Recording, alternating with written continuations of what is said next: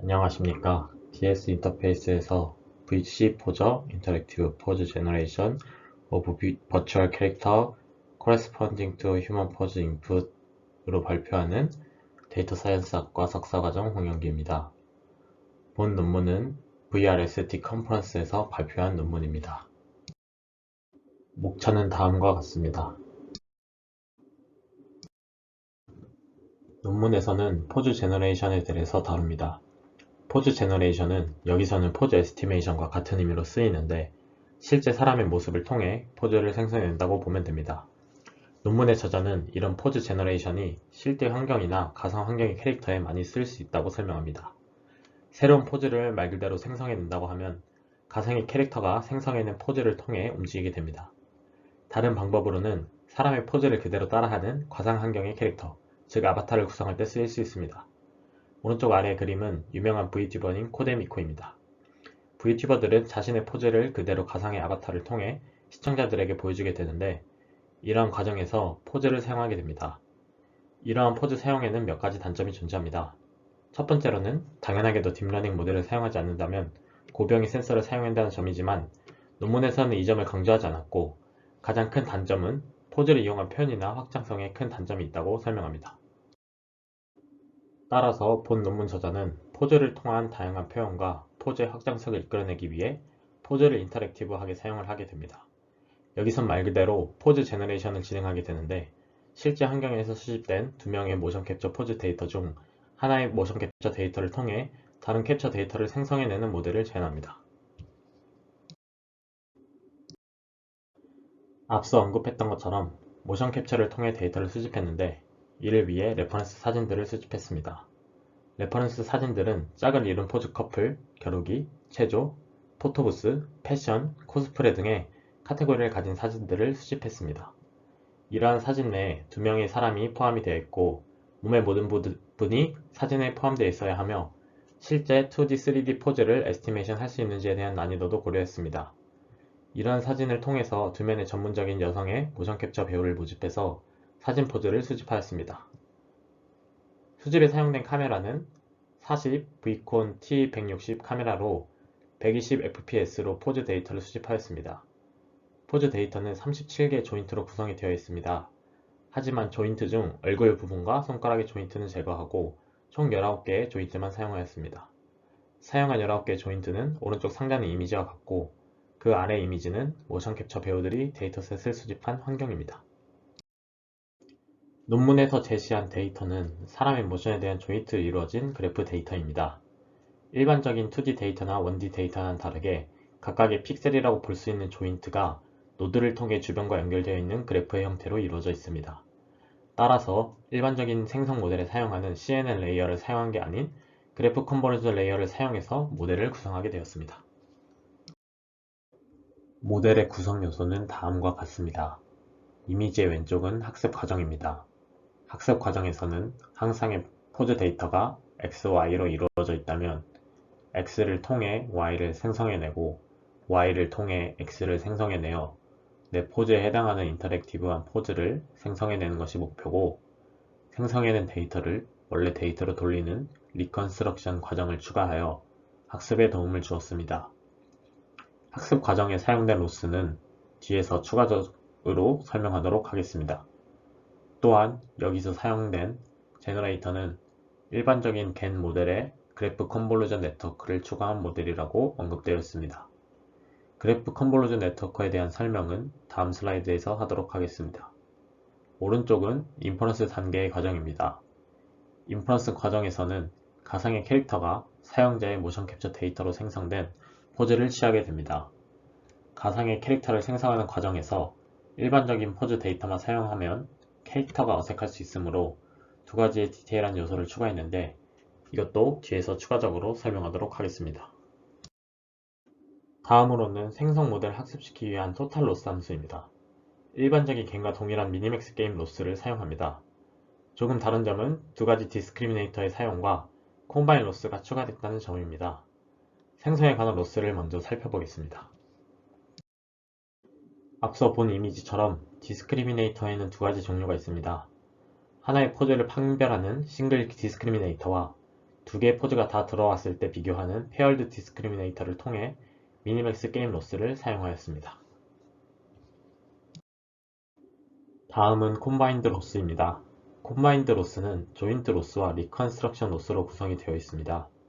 X를 통해 생성한 Y와 Y를 통해 생성한 X 사이의 조인트의 L2 디스턴스를 구하여 그 차이를 줄이는 방향으로 학습하였으며, 생성한 Y를 통해 재구축한 X와 생성한 X를 통해 재구축한 Y와 원래 X와 Y 간의 L2 디스턴스를 통해 학습하였습니다.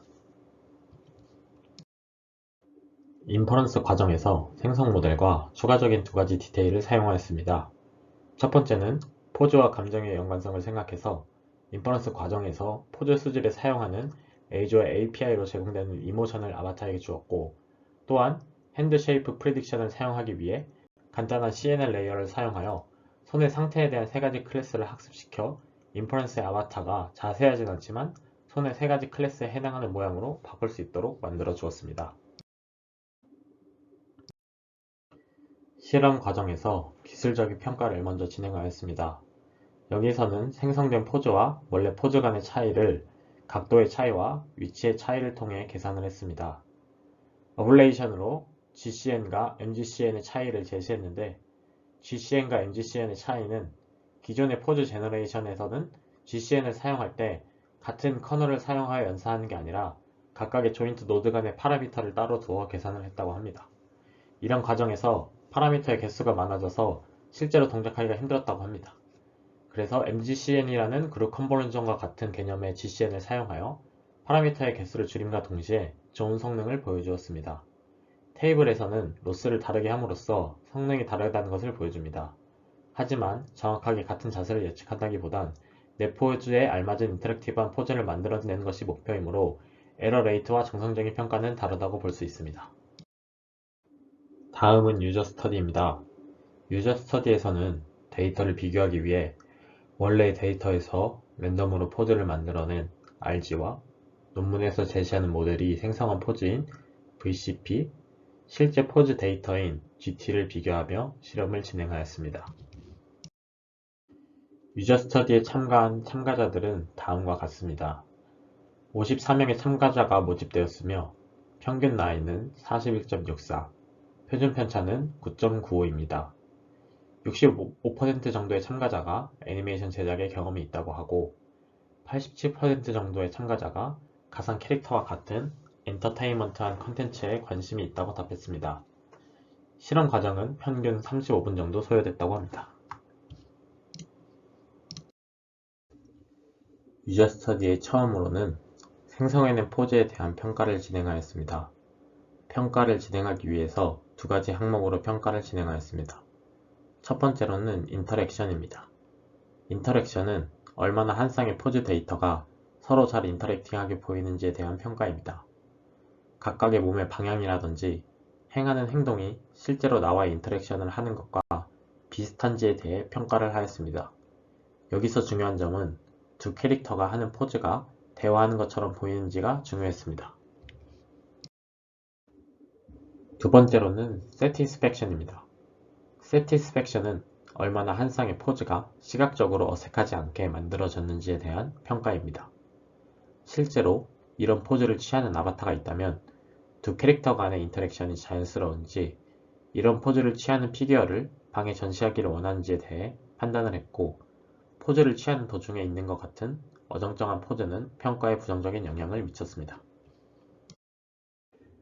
다음은 실제 인퍼런스 환경에서 사용자의 캐릭터 간의 상호작용을 통한 프리미너리 유저 스터디를 통해 프로세스를 평가했습니다.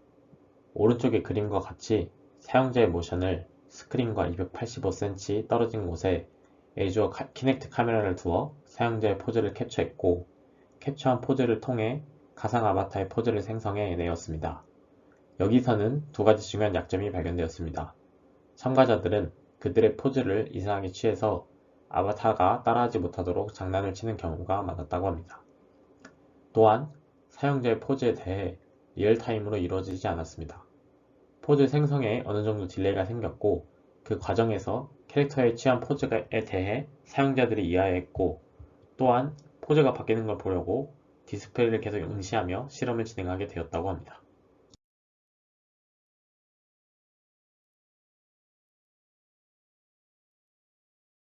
본 논문의 저자들은 유저 스터디와 정량적인 평가를 통해 자신의 모델에 대한 한계점과 퓨처 워크를 제시했습니다. 첫 번째로는 몸의 포즈 데이터로 19개의 조인트밖에 사용하지 않았다는 점입니다. 얼굴과 손가락의 조인트를 제거했기 때문에 몸의 디테일한 부분에 대해선 학습하지 못했다고 언급했습니다. 더 나아가서 확장된 더 많은 조인트를 사용해서 모델을 학습시키고자 한다고 언급했습니다. 다음에는 모델이 생성해낸 성능의 한계가 아닌 포즈 감지에 사용한 기술들에 대한 한계점이었습니다. 인퍼런스 과정에서 사용한 애주어 키넥트 카메라가 몇몇 이슈가 있었다고 합니다. 또한 이러한 측정은 끝관절, 손목, 발목, 발에 가까운 관절을 잘 예측하지 못했다고 언급했습니다.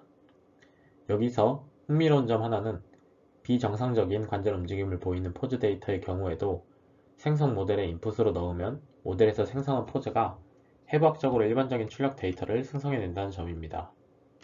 마지막 한계로는 현재 모델의 학습 방향은 원래 있는 레이블과 비슷하게 생성해내려고 노력한다는 점입니다. 저자의 최종 목표는 입력에 해당하는 포즈에 대해 우리가 알지 못하는 새로운 인터랙티브한 포즈를 생성하는 것임을 명확하게 생각하고 그 방향으로 연구를 진행해야 된다고 언급했습니다.